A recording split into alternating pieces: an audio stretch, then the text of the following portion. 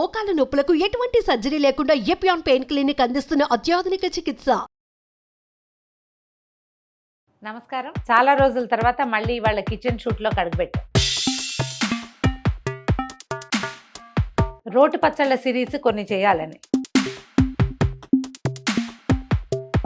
అందరిళ్లలోనూ రోళ్ళు రోకళ్ళు ఉంటాయండి అని అడుగుతారు. రోళ్ళు అయితే కొనుక్కోవచ్చు, ఇవాళ రేపు రోళ్ళు పెద్ద కష్టం కాదు. పెద్ద రోళ్ళక్కర్లా, బుజ్జి ఆ మాత్రం చిన్న సైజు. మా రోలు చూడండి ఎంత బాగుందో. ఈ సైజు రోలు ఉంటే మీరు గట్టు మీద పెట్టైనా చేసుకోవచ్చు. రోటి పచ్చళ్ళు ఒక ఎక్స్ట్రీమ్ టేస్ట్ కలిగి ఉంటాయి. పిల్లలకు కూడా చాలా నచ్చుతాయి.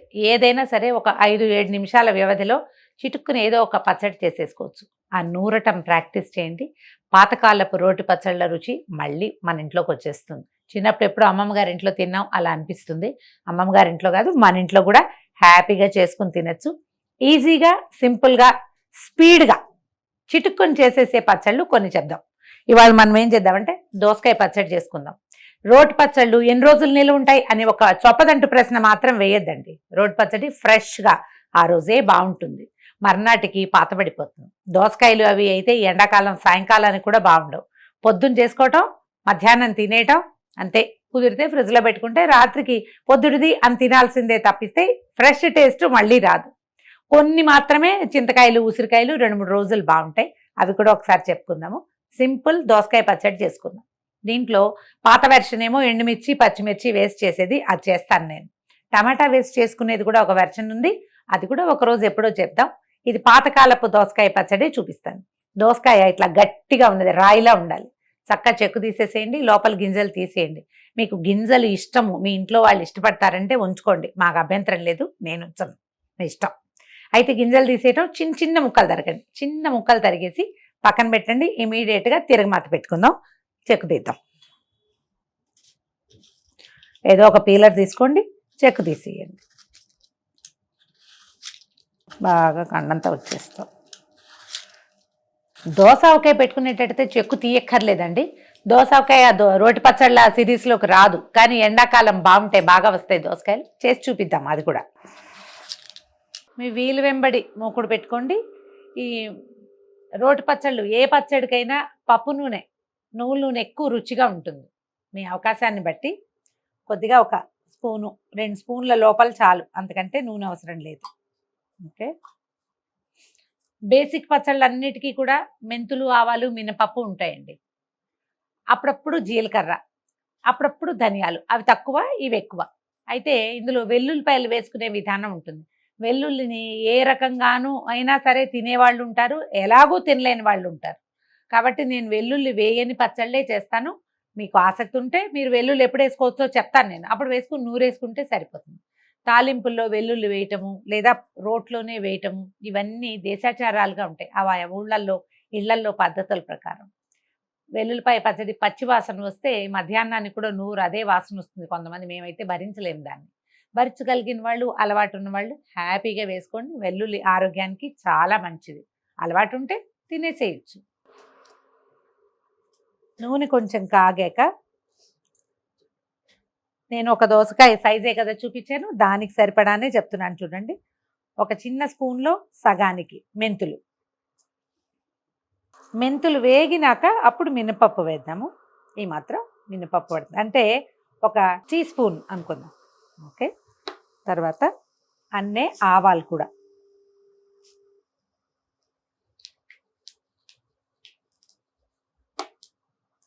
ఆవాలు కొంచెం వేగాక అవి చిటపట్లాడిన తర్వాత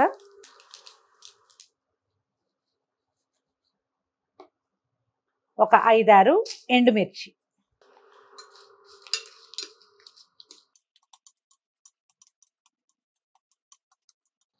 మిర్చి వేగనిచ్చి ఒక చిటికెడు ఇంగు వేసుకోండి. తర్వాత ఒక 1/2 డజన్ పచ్చిమిర్చి కొంచెం స్లిట్ చేశాను కొద్దిగా, అవి వేసేద్దాం. 2 కలిపి వేయచ్చా అని చాలామంది అడుగుతారండి. వాళ్ళ అలవాటుని బట్టి మీ చాయిస్. 2 కలిపి వేస్తే రుచి బాగుంటుంది. వద్దనుకుంటే ఎండుమిర్చితో కూడా చేసుకోవచ్చు. కొద్దిగా పచ్చిమిర్చి వేగనివ్వండి. వేగాక రుబ్బేసుకోవటమే మనం.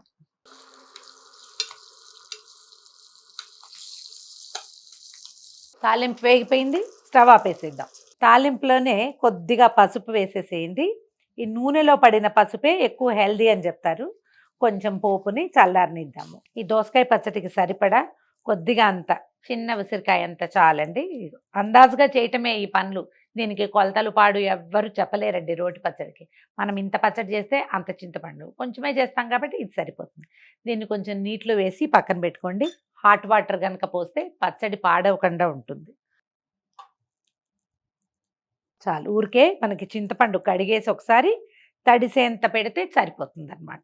జనరల్గా మనకి ఒక పెద్దవాళ్ళు కొన్ని సిద్ధాంతాలు చెప్తారండి. వీటిని స్ట్రిక్ట్గా పాటించండి. అప్పుడే పెద్దవాళ్ళ దగ్గర నుంచి మనకు వచ్చినట్టు మన నుంచి మన తర్వాత తరాలకు వెళ్తుంది. మూకుడులోంచి రోట్లోకి వెళ్ళకూడదు ఏ వస్తువు. మూకుడులోంచి మనం పొయ్యి మీద నుంచి అందులోకి వెళ్ళకూడదు అనమాట. ఏదైనా ఒక బౌల్లోకి తీసి పెట్టుకోండి. తీసేసాం, దీన్ని పక్కకు పెట్టేసాం. ఇది చల్లారినాక వేడిది వేయకూడదు అంటారు. చల్లారాక ఇందులో వేసుకుంటాం. మళ్ళీ ఇందులో నుంచి డైరెక్ట్గా పళ్ళెల్లోకి వెళ్ళకూడదు. ఇందులో నుంచి మళ్ళీ గిన్నెలోకే రావాలి. ఇది సిస్టమాటిక్గా పని అయ్యే పద్ధతి కోసం చెప్పుండొచ్చు. ఎందుకైనా కానీ ఇది అలవాటు చేసుకోండి, లైన్ ప్రకారం అవుతాయి. ముందు కొంచెం మిరపకాయలు అవి మెత్తగా నలిపేద్దాము.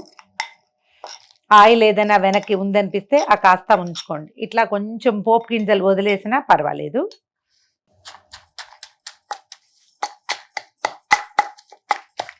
కొద్దిగా కొంత మటుకు నలిగినాక మనం నానబెట్టి పెట్టుకున్నాం కదా కొంచెమే చింతపండు, ఈ పచ్చడికి సరిపడా అది కూడా వేసేద్దాం.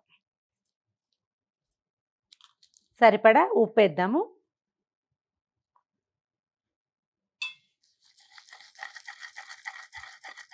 ఒక 2 రెమ్మల కొత్తిమీర వేస్తే బాగుంటుంది.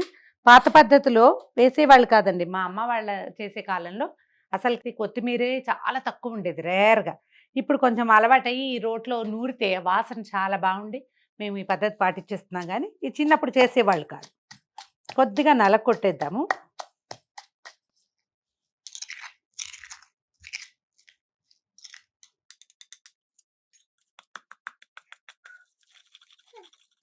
ఇప్పుడు మనం తరిగి పెట్టుకున్నాం కదా దోసకాయ ముక్కలు, ఒక్కసారి అలాగా 2 దెబ్బలే కొడతాం. వీటిని మెత్తగా నూరము, ముక్క చెక్కగానే ఉంటాయి. కొంచెం అట్లా అనటమే అన్నమాట. బాగా కలుస్తుంది, వాసన చాలా బాగుంటుంది, నలిగిన వాసన.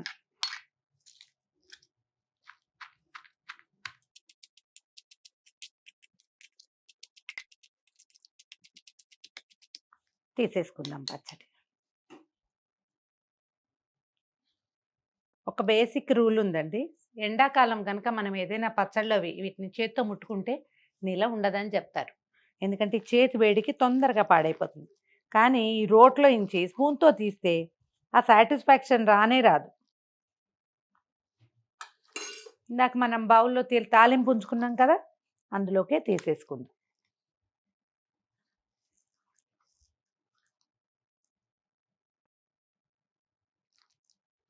ఒక్కసారి పైకి కిందకి కదిపితే ఆ ఉన్న నూనె తాలింపు చక్కగా అంటేస్తుంది అన్ని పక్కల.